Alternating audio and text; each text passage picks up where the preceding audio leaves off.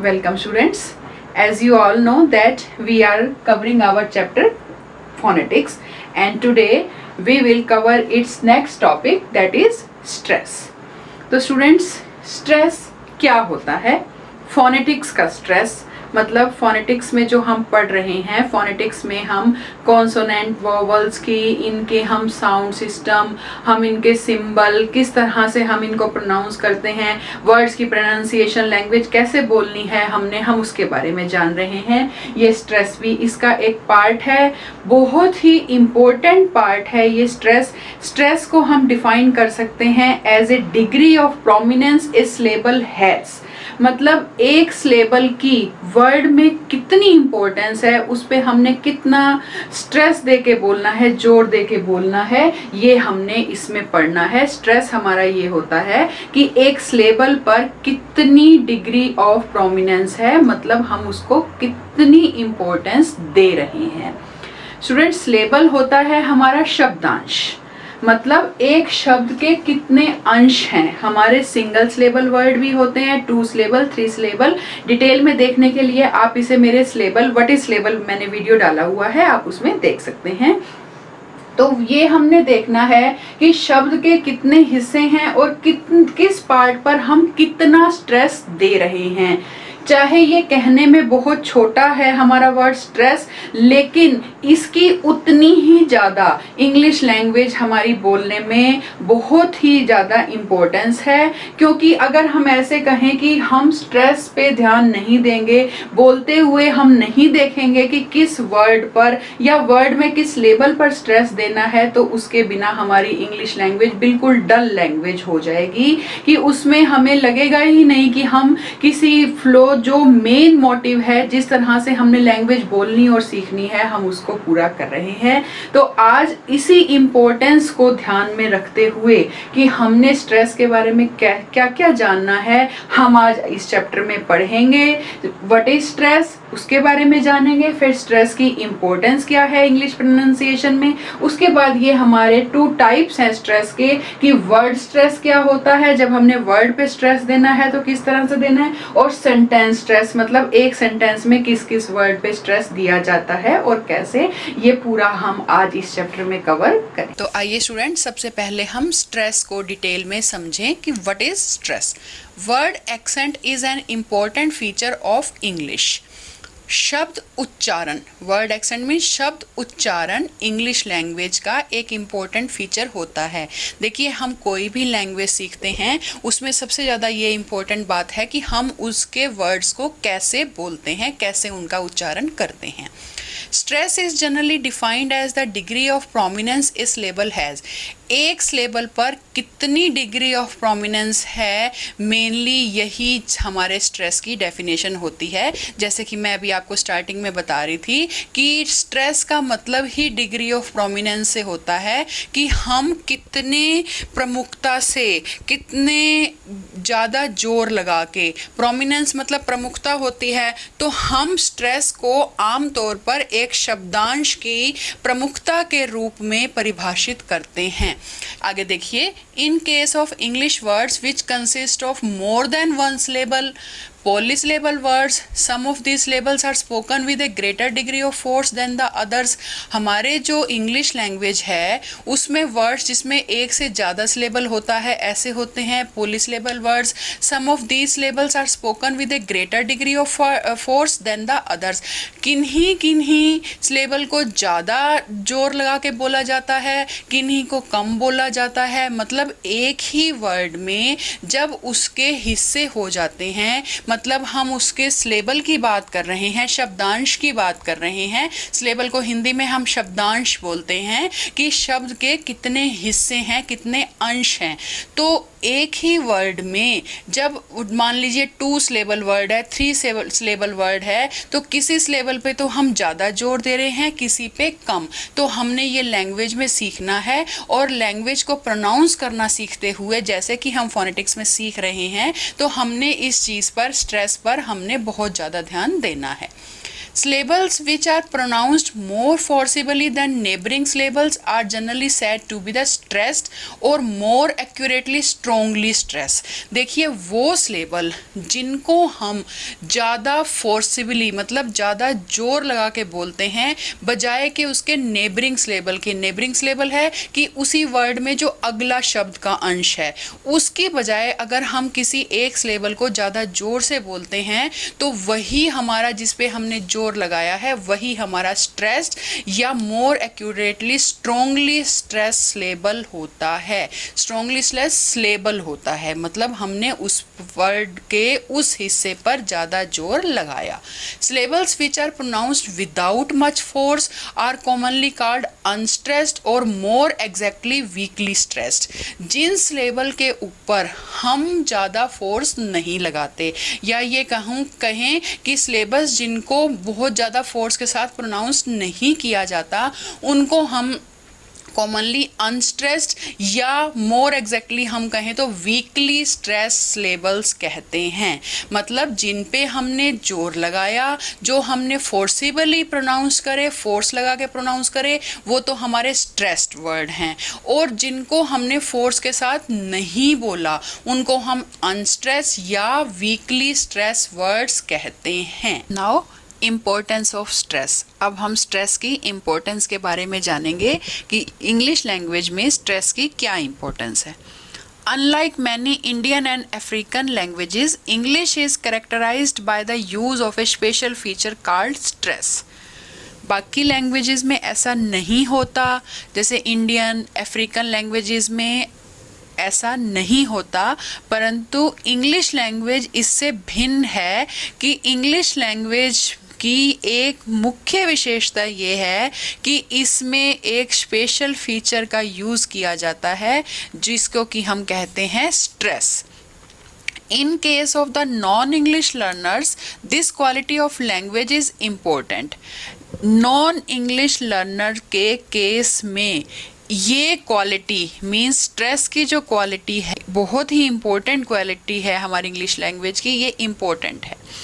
मतलब क्या है कि जो नॉन इंग्लिश लर्नर हैं स्टूडेंट्स, देखिए जैसे हम लोग इंडियंस हैं तो हम लोग नॉन इंग्लिश लर्नर्स हैं। इंग्लिश लर्नर्स का मतलब ये होता है कि जिनकी मदर टंग इंग्लिश है, हम लोग नॉन इंग्लिश लर्नर्स हैं मतलब हमारी मदर टंग इंग्लिश नहीं है लेकिन हम इंग्लिश सीख रहे हैं।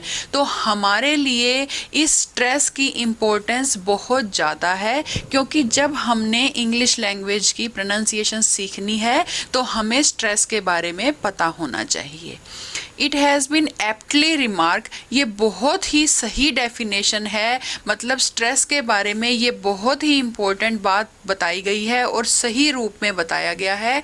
इन reality English spoken without stress sounds to be a flat dull language. सच्चाई ये है, वास्तविकता ये है कि इंग्लिश जब बिना स्ट्रेस के बोली जाती है, मतलब उसमें अगर कोई स्ट्रेस नहीं दिया जा रहा, कोई स्ट्रेस साउंड नहीं है, तो उसके बिना वो फ्लैट डल लैंग्वेज है। मतलब लैंग्वेज बोलने में, उसका यूज़ करने में कुछ भी हमें इंटरेस्ट नहीं आएगा। स्टूडेंट्स, स्ट्रेस की इम्पोर्टेंस को मैं आपको एग्जाम्पल के थ्रू समझाती हूँ। देखिए, for example the word absent which consist of 2 syllables. ये जो हमारा वर्ड है एब्सेंट, इसमें 2 सिलेबल हैं। देखिए, मैं बारी बारी सिलेबल वर्ड का यूज़ कर रही हूँ। स्टूडेंट, मैं आपको बहुत क्लियरली बता दूँ कि एक वर्ड में हमारे कितने सिलेबल हैं, ये इस बात पे डिपेंड करता है कि उसमें कितने वॉवल हैं। जितने वॉवल साउंड आते हैं उतने उसमें सिलेबल हैं। मीन्स क्या होता है, एक सिलेबल में एक वॉवल साउंड आएगा। अब जैसे एबसेंट है, एबसेंट, तो एक सिलेबल एब, एक सेंट। तो देखिए अब स्ट्रेस की क्या इंपॉर्टेंस है। जब हमें एब्सेंट को एज ए नाउन यूज़ करना है, एज ए एडजेक्टिव यूज़ करना है, मतलब एज ए नाउन या एडजेक्टिव जब हम एब्सेंट बोलेंगे तो हम बिल्कुल इसके फर्स्ट सिलेबल पे स्टार्टिंग में हम स्ट्रेस देंगे, मतलब एब पर स्ट्रेस रहेगा, एबसेंट। सेंट थोड़ा धीरे हो जाएगा हमारा क्योंकि ये अनस्ट्रेस्ड है।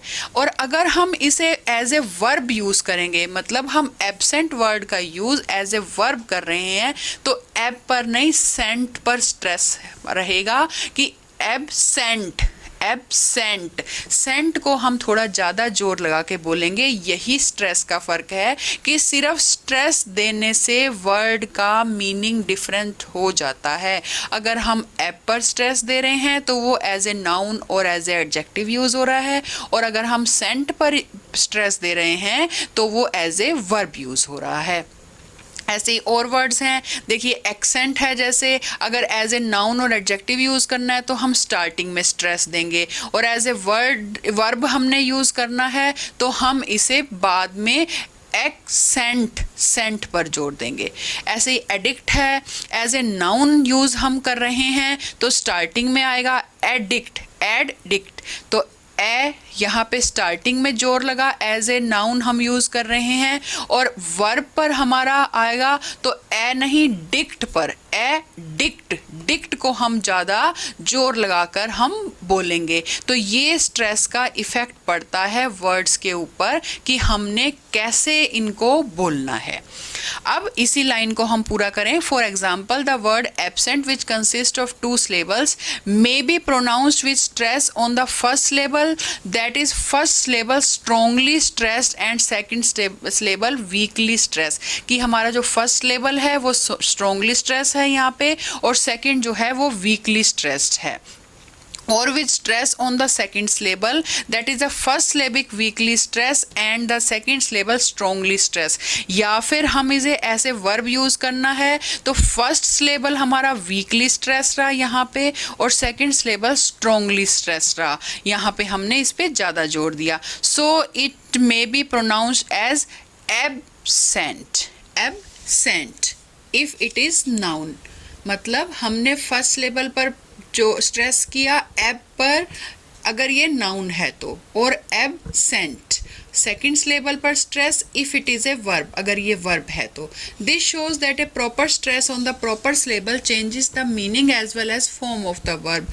तो इससे ये हमें क्लियरली पता लगता है कि अगर हम प्रॉपर स्ट्रेस के साथ किसी वर्ड को बोलें, कि प्रॉपर सिलेबल पर प्रॉपर स्ट्रेस के साथ जब हम किसी वर्ड को बोलते हैं तो वो मीनिंग और साथ साथ वर्ड के हमारे फॉर्म को भी बदल देता है। And it becomes the duty of a teacher to be accurate in his or her pronunciation. तो ये एक टीचर की ड्यूटी है कि वो अपने प्रोनाउंसिएशन में एक्यूरेट हो। फॉर दिस ही और she should know the anatomy of stress, study it's working, practice it और himself through listening and speaking, consciously endeavor to establish the correct pattern in the speech habits of the pupil। इसके लिए teacher को खुद stress के main anatomy, मतलब main उसका meaning क्या है, किस लिए वो यूज़ होता है, स्टडी इट्स वर्किंग, ये कैसे वर्क करता है, इसकी वो खुद से प्रैक्टिस करे, चाहे वो लिसनिंग और मतलब जो भी बोलना सुने। जैसे आजकल हमारे पास हम गूगल पे बहुत कुछ हमें मिलता है, हम एक एक वर्ड के अलग अलग प्रोनाउंसिएशन को भी ध्यान से सुन सकते हैं। तो स्ट्रेस के मीनिंग को समझने के लिए टीचर खुद उस सब चीज़ों को सुने और फिर बोले भी, मतलब बोल के प्रैक्टिस करे, खुद कॉन्शियस होके, endeavour to establish the correct pattern in the speech habits of the pupil. बच्चों में सही स्पीच हैबिट डालने के लिए टीचर को ये प्रैक्टिस करनी ज़रूरी है कि वो अपनी प्रोनाउंसिएशन ठीक करे, सुन के और वर्ड्स को बारी बारी बोल। Now student, we learn about kinds of stress. Stress in English is of 2 kinds। हमारी इंग्लिश लैंग्वेज में स्ट्रेस 2 टाइप्स के होते हैं। Number 1 word stress, number 2 sentence stress. It is very important to distinguish between these 2 kinds of stress in English speech. ये बहुत ज़्यादा ज़रूरी है कि हम इन दो जो हमारे स्ट्रेस के काइंड्स हैं दोनों का हम डिफरेंस समझें, सीखें, क्योंकि तभी हम अपनी स्पीच, अपनी प्रोनाउंसिएशन ठीक कर पाएंगे। We shall discuss the 2 types step by step. हम एक एक करके दोनों को डिटेल में समझेंगे। Number 1 word stress. The prominence that is greater breath force, greater muscular efforts given to a syllable in a word is called word stress। prominence मतलब ज़्यादा जोर लगा के बोलना, या हम कह सकते हैं ग्रेटर ब्रेथ फोर्स, जोर से सांस लेना, बोलना, ग्रेटर मस्कुलर इफेक्ट कि हमने बहुत मस्कुलर एफर्ट कि हमने बहुत जोर लगाया, given to a syllable in a word is called word stress. एक वर्ड में एक सिलेबल के ऊपर जब हम उसको ज़्यादा जोर लगा के बोल रहे हैं, ब्रेथ फोर्स के साथ बोल रहे हैं, वो हमारा वर्ड स्ट्रेस कहलाता है। One can gain some degree of accuracy in marking word stress only through practice. हम डिग्री ऑफ एक्यूरेसी मतलब एक्यूरेसी हम तभी प्राप्त कर सकते हैं वर्ड स्ट्रेस में जब हम ज़्यादा से ज़्यादा इसकी प्रैक्टिस करें। देखिए स्टूडेंट, अगर हमें स्ट्रेस के बारे में अच्छे से सीखना है तो हमें उसके सुनने और बोलने की ज़्यादा से ज़्यादा प्रैक्टिस करनी पड़ेगी। In marking a word stress, two things, phonetic transcription and syllable play very important role. जब हम एक वर्ड के ऊपर स्ट्रेस करते हैं, वर्ड का हम स्ट्रेस लगाना सीखते हैं, तो उसमें दो चीज़ें बहुत ही इंपॉर्टेंट होती हैं। एक तो phonetic transcription. Phonetic transcription student ये होता है कि जैसे हमने वोवल और कॉन्सोनेंट्स के साउंड सीखे, उनके सिंबल्स जाने, तो हम उसको उस तरह से ट्रांसक्राइब, हर वर्ड को ट्रांसक्राइब करके लिखें, तब हम उसका सही स्ट्रेस जान पाएंगे। साथ साथ जो सिलेबल हैं हमारे एक वर्ड के, वो भी बहुत इंपॉर्टेंट रोल प्ले करते हैं स्ट्रेस को जानने में, वर्ड स्ट्रेस को जानने में। Monosyllabic words example rat, cat, mat etcetera remain unstress. Students, जो हमारे मोनोसिलेबिक वर्ड्स होते हैं, मोनोसिलेबिक वर्ड मतलब जिनमें एक सिलेबल है, मैंने आपको अभी एग्जाम्पल बताया कि एक सिलेबल वर्ड वो जिसमें एक वोवल है, मतलब हर सिलेबल में हमें वोवल ज़रूर मिलता है। तो इनमें देखिए एक ही सिलेबल है, रैट, कैट, मैट। ये जो स्टूडेंट साथ में लिखी हुई है, ये हमारी ट्रांसक्रिप्शन है। रैट की ट्रांसक्रिप्शन इस तरह से रै ए टे। ये मैं आपको वोवल और कॉन्सोनेंट्स के डिस्क्रिप्शन में बहुत डिटेल में समझा चुकी हूँ, इनके सिंबल्स के बारे में और ट्रांसक्रिप्शन कैसे करनी है। ये जो सिंगल सिलेबल वर्ड है, ये हमेशा अनस्ट्रेस रहता है, मतलब इसमें कहीं भी कोई सिलेबल पर, किसी पर है ही सिंगल सिलेबल, तो इस पे स्ट्रेस नहीं होता। Whereas disyllabic and polysyllabic words are uttered by giving more accent to a certain syllable than to the other. जबकि दो सिलेबल वाले, दो या दो से ज़्यादा सिलेबल वाले वर्ड्स जो होते हैं, उनको हम किसी सिलेबल पर ज़्यादा जोर देकर बोलते हैं, मतलब एक की बजाय दूसरे पे ज़्यादा स्ट्रेस होता है। द स्ट्रेस मार्क, ये जो स्ट्रेस मार्क है ऊपर की तरह, स्टूडेंट्स हम इसे एपोस्ट्रोफी भी बोलते हैं, लेकिन यहाँ पे हम इसे स्ट्रेस मार्क बोलेंगे।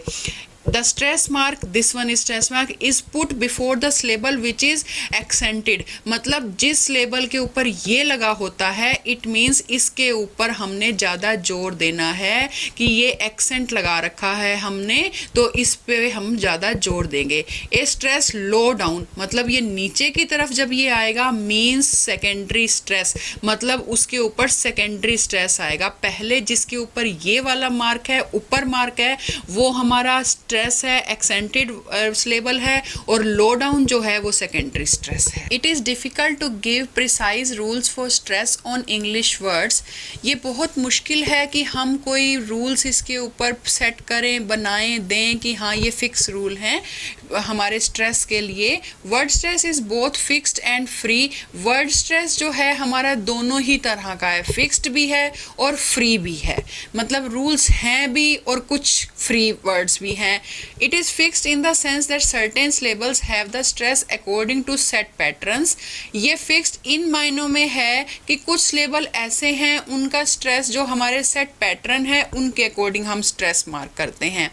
A good number of dissyllabic words when our noun adjective are stressed on the first syllable and on the second syllable while the working as a verb। जैसे मैंने अभी आपको इस चैप्टर के स्टार्टिंग में भी बताया कि कुछ डिससिलेबिक वर्ड ऐसे हैं, डिससिलेबिक मतलब टू सिलेबल वर्ड जो हमारे होते हैं, वो जब वो नाउन और एडजेक्टिव की तरह यूज हो रहे हैं तो हम फर्स्ट सिलेबल पर स्ट्रेस कर रहे हैं, जबकि वो एज ए वर्ब जब वो काम कर रहे हैं तो सेकंड सिलेबल पर होते हैं। देखिए कुछ और एग्जांपल, पहले हमने एक्सेंट का, अभी हमने पीछे एब्सेंट का एग्जांपल लिए, देखिए यहाँ पे कुछ और है, कंडक्ट, कंडक्ट, कन स्टार्टिंग में as a noun adjective use कर रहे हैं, कंडक्ट कंडक्टेड जैसे हमने बोल दिया, किसी हमारे सेंटेंस में आया तो वो सेकंड सिलेबल पर है, तब वहाँ पे वो एज ए वर्ब यूज़ हो रहा है।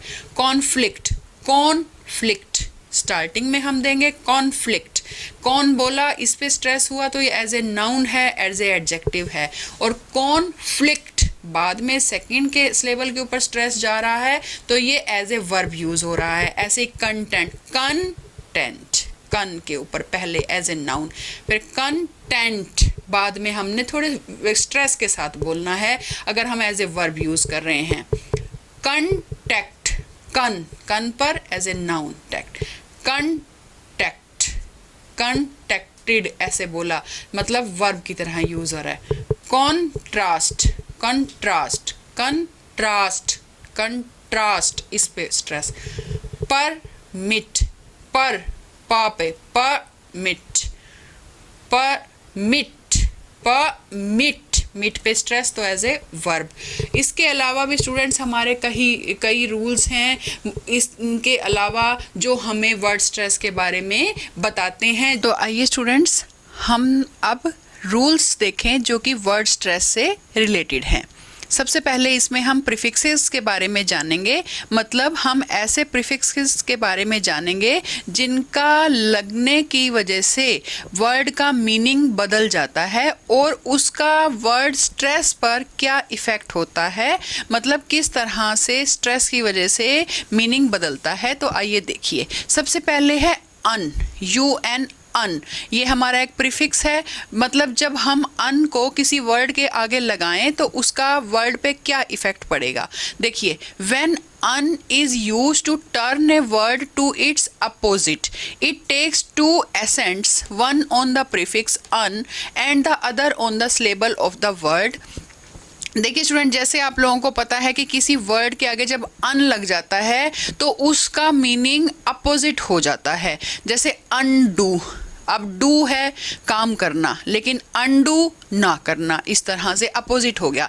तो जब हम अन का यूज़ कर रहे हैं एक वर्ड के मीनिंग को उसके अपोजिट में बदलने के लिए, तब इसके ऊपर 2 एक्सेंट्स लगते हैं। पहला एक्सेंट लगता है, मतलब पहला स्ट्रेस जो है हमारा जाता है अन के ऊपर, और दूसरा जो है वर्ड के ऊपर, जो वर्ड का सिलेबल है उसके ऊपर हमारा स्ट्रेस होता है। जैसे अनडू, देखिए अन भी हमने उतनी ही जोर से बोला और डू भी हमने वैसे ही बोला, मतलब दोनों पे स्ट्रेस रहा।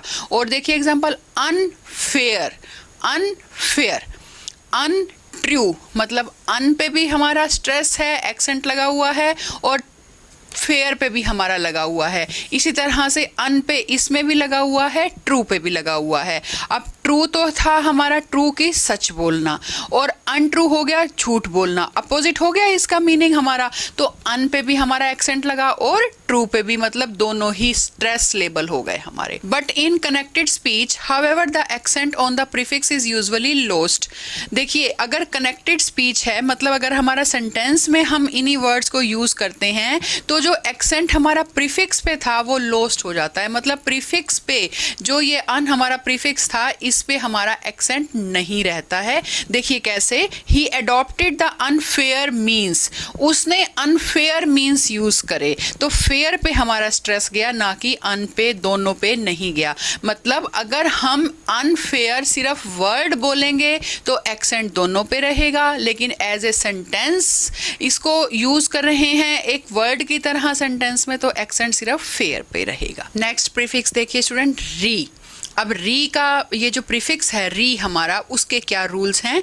Words with re are double accented with one accent on the prefix re when the prefix is used in the sense of again. मतलब अगर हमने इस री का जो मीनिंग है अगेन के सेंस में अगर हमने इस प्रीफिक्स को यूज किया है तो हमारा ये डबल एक्सेंटेड रहेगा। एक एक्सेंट रहेगा हमारा प्रीफिक्स री पे और दूसरा हमारा वर्ड पे। Otherwise there is no accent on re and the words carry one accent only.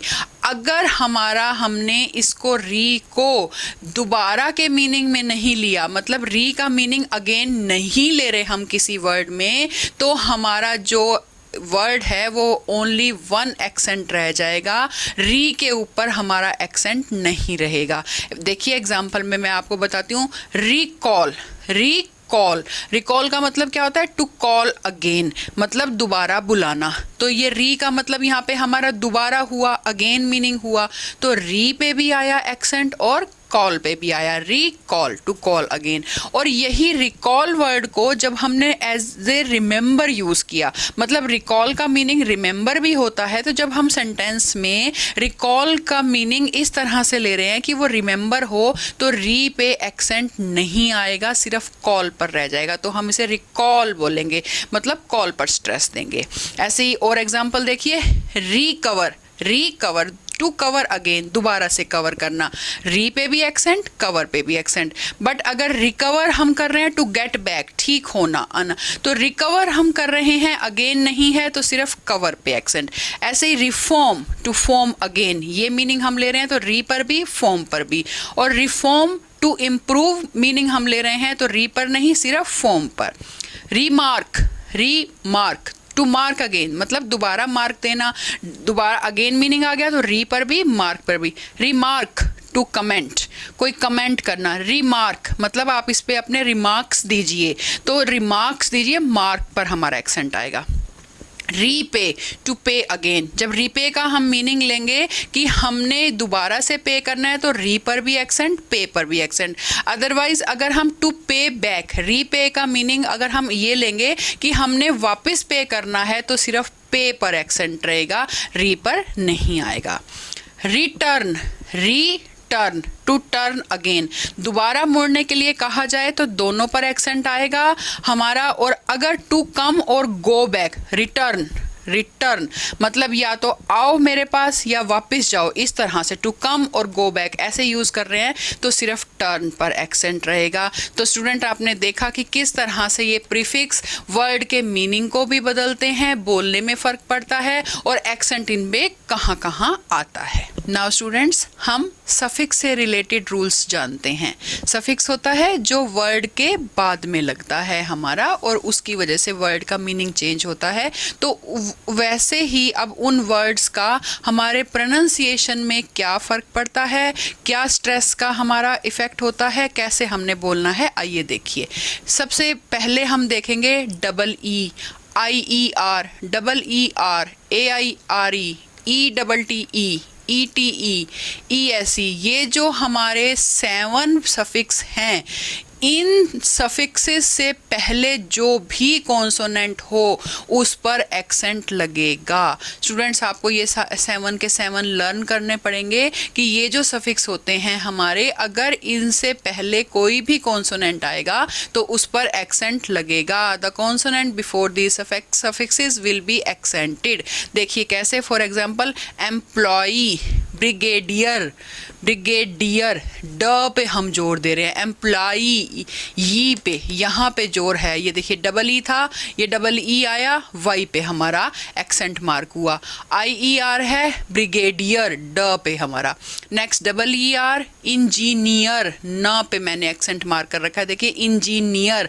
आप इसे साथ साथ बोल के देखेंगे तो आपको इसका मीनिंग और अच्छे से क्लियर हो जाएगा कि मैं आपको क्या बताना चाह रही हूँ।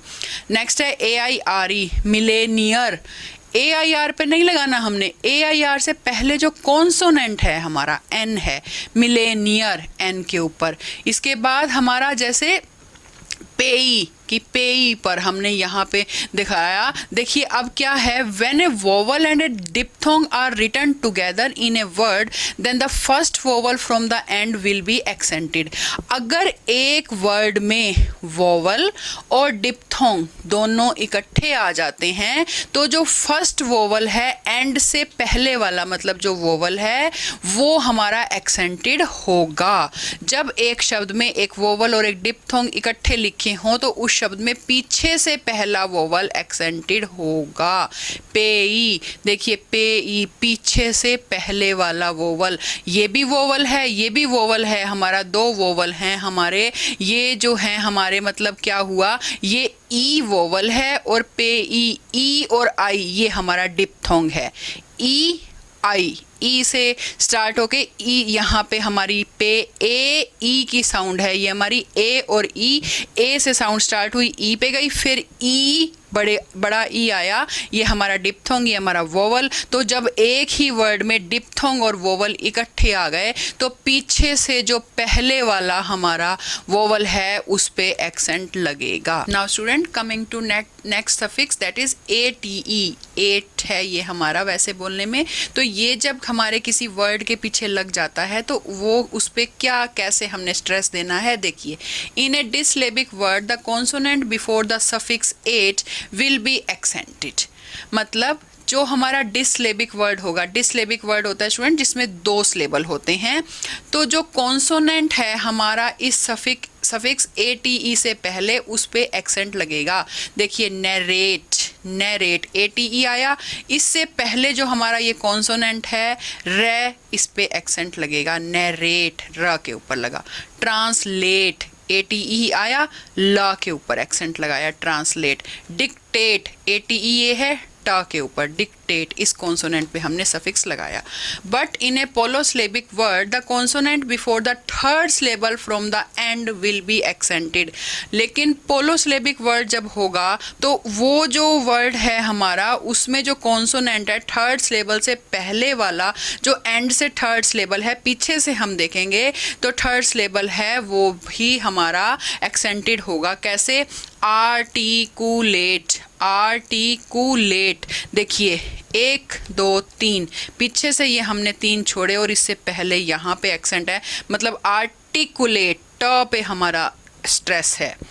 जनरेट, जनरेट, ये डी और ज जो ये लिखा हुआ है जेड, ये हमारा ज की साउंड है। जनरेट, देखिए जनरेट, तो ये ए टी लगा था हमारा, इससे पहले 3 जो हैं हमने सिलेबल छोड़ने हैं उसके ऊपर पहले हमारा स्ट्रेस लगेगा। तो स्टूडेंट्स ये हमारा रूल है कि किस तरह से हमने मोनोसिलेबिक वर्ड्स हैं, हमारे पोलोसिलेबिक वर्ड्स हैं, डिसलेबिक्स हैं, उनके पीछे जब हम सफिक्स लगाते हैं तो किस तरह से हमने एक्सेंट उसमें कहाँ लगाना है। Now coming to sentence stress, our second type of stress, the prominence that is greater breath force, greater muscular effort given to a word in a sentence is called sentence stress. Student अभी हमने word stress में बात करी कि word के एक syllable पर हम जो जोर देते हैं वो वर्ड स्ट्रेस हमारा कहलाता है, लेकिन एक पूरे सेंटेंस में जब हम एक वर्ड के ऊपर स्ट्रेस दे रहे हैं, प्रोमिनेंस दे रहे हैं, मीन्स ग्रेटर ब्रेथ फोर्स है या ग्रेटर मस्कुलर एफर्ट है, जब एक पूरे सेंटेंस में एक वर्ड को स्ट्रेस मिल रहा है वो हमारा सेंटेंस स्ट्रेस होता है। Not all the words in a sentence carry equal importance, हमारे पूरे एक सेंटेंस में सभी वर्ड्स की इक्वल इम्पोर्टेंस नहीं होती है, हर वर्ड की अपनी अलग अलग जगह है, कोई वर्ड ज़्यादा इम्पोर्टेंट होता है कोई नहीं होता, तो जो जिस वर्ड की ज़्यादा इम्पोर्टेंस है वो स्ट्रेस होता है। देखिए some words are more important than others in that they carry some special significance. कुछ जो वर्ड्स हैं उनकी इम्पोर्टेंस बाकियों की बजाय ज़्यादा होती है क्योंकि उनमें कुछ स्पेशल सिग्निफिकेंस होती है। In order to indicate this, we stress the important words and omit the stress to those which are not important. उस वर्ड्स को इम्पोर्टेंस देने के लिए हम उसी वर्ड के ऊपर स्ट्रेस करते हैं और बाकी जो हमारे वर्ड्स हैं जो इम्पोर्टेंट नहीं हैं हम उनको स्ट्रेस नहीं देते ताकि स्ट्रेस वर्ड पर ज़्यादा इम्पोर्टेंस आए। For example, this is a new book. The words this, new and book are stressed but 2 words is and a are unstressed. देखिए स्टूडेंट्स, इस सेंटेंस में जो मैंने अभी एग्जाम्पल में लिया इसमें this, न्यू और बुक ये स्ट्रेस वर्ड्स हैं, लेकिन जो 2 वर्ड्स हैं इज और ए ये अनस्ट्रेस हैं। मतलब मेन बात हमने इसमें जो बतानी है कि वो नई बुक के बारे में बतानी है, ये नई बुक, तो इसलिए इन 3 वर्ड्स पर स्ट्रेस है बाकी 2 पर नहीं।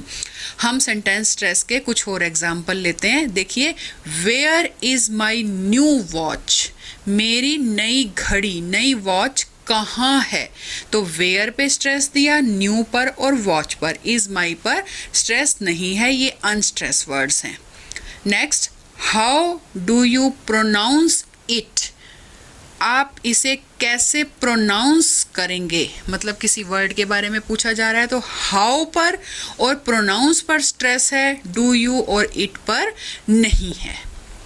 तो इस तरह से हमारा सेंटेंस स्ट्रेस ये होता है कि एक सेंटेंस में हमने जिन वर्ड्स पे ज़्यादा जोर दे के बोलना है या जिन वर्ड्स की उस पूरे सेंटेंस में ज़्यादा इम्पोर्टेंस है, हम उन पर स्ट्रेस देंगे, बाकी पर नहीं देंगे। The meaning of a sentence is changed according to the stress और अनस्ट्रेस वर्ड्स। जो हमारे स्ट्रेस और अनस्ट्रेस वर्ड्स हैं उनकी वजह से इस पूरे सेंटेंस का मीनिंग भी बदल जाता है। फॉर एग्जाम्पल देखिए कैसे, where is my new watch means हमने स्ट्रेस किस पे दिया, माई पर। My new watch and not yours or anybody else, मतलब मेरी न्यू वॉच कहाँ है, तुम्हारी या किसी और की नहीं। Where is my new watch, अब माई की बजाय न्यू के ऊपर हमने स्ट्रेस दिया। आई am asking for my new watch and note the old one, मैं नई वॉच, अपनी नई वॉच के बारे में पूछ रहा हूँ, पुरानी के बारे में नहीं, मतलब न्यू पे हमने स्ट्रेस दिया। Where is my new watch, अब वॉच पे स्ट्रेस आया। I am asking for my new watch and not shirt or pen, मीन्स मैं वॉच के बारे में पूछ रहा हूँ, किसी और चीज़ के बारे में नहीं, शर्ट या पेन नहीं। Where is my new watch, watch पे आके स्ट्रेस दिया, मतलब सिर्फ वॉच के बारे में, घड़ी के बारे में ही पूछ रहा हूँ।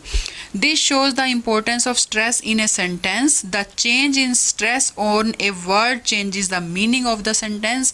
मीन्स ये जो हमारे एग्जाम्पल हैं ये स्ट्रेस का इम्पोर्टेंस बताते हैं कि सेंटेंस में स्ट्रेस की क्या इम्पोर्टेंस है, और अगर हम एक की बजाय दूसरे के ऊपर स्ट्रेस करते हैं तो वो सेंटेंस का मीनिंग ही बदल देता है। तो यही हमारा सेंटेंस होता है, सेंटेंस स्ट्रेस होता है। तो आइए स्टूडेंट्स, अब हम कुछ सेंटेंस रिलेटेड से रूल्स के बारे में जानें, मतलब ऐसे रूल्स जो सेंटेंस स्ट्रेस में हमने ध्यान रखने हैं। In a sentence the following words are stress. एक सेंटेंस में ये जो वर्ड्स होते हैं इन पे स्ट्रेस होता है। देखिए कौन कौन से हैं, noun, adjective, demonstratives, this, that, these, those, etcetera. Main verbs, adverbs, interrogatives means WH questions as who, which, etc. Modal auxiliaries written with note. Example can't, मतलब अगर हमारे कोई मॉडल्स आ रहे हैं जो नोट के साथ आ रहे हैं, जैसे can not, can't, should not, ये इस तरह से।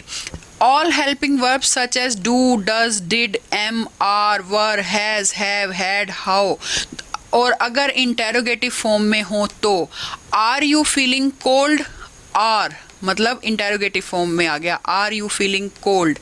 और last one is the word all with also be stressed. मतलब क्या है स्टूडेंट्स, हमारे सेंटेंस में जहाँ जहाँ ये चीज़ें आएंगी, नाउन है, चाहे एडजेक्टिव है, डेमोन्स्ट्रेटिव्स है, this that, main verbs, adverbs, interrogatives, not के साथ मॉडल एक्सिलरीज आएंगी, हेल्पिंग वर्ब्स हमारे जितने भी हैं ये, और ऑल जो भी आएगा हमारा जहाँ भी, इन सब के ऊपर हमने स्ट्रेस दे के ही बोलना है।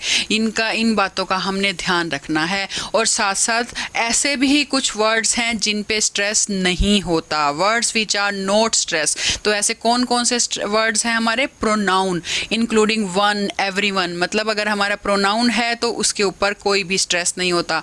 प्रेपोजिशंस पे, आर्टिकल्स पे, कंजंक्शन पे, ऑक्सिलरी वर्ब्स जो हैं हमारे, उनके ऊपर कोई भी स्ट्रेस नहीं दिया जाता। स्टूडेंट्स अगर आप मेन इस बात को, इस पेज पे जो मैंने ये रूल्स बताए हैं, आप इसे लर्न कर लेंगे तो आप कभी भी सेंटेंस स्ट्रेस में मिस्टेक नहीं करेंगे। मतलब अगर आपको इस एक सेंटेंस में स्ट्रेस लगाने के लिए, एक्सेंट मार्क करने के लिए बोला जाएगा, विद स्ट्रेस प्रॉपर तरह से प्रोनाउंस करने के लिए सेंटेंस बोला जाएगा, तो आप इसको लिखने के बाद, लर्न करने के बाद उसमें कभी भी मिस्टेक नहीं करेंगे। तो उम्मीद करती हूँ स्टूडेंट्स आज का टॉपिक आपको बहुत अच्छे से समझ आया होगा। Thank you students.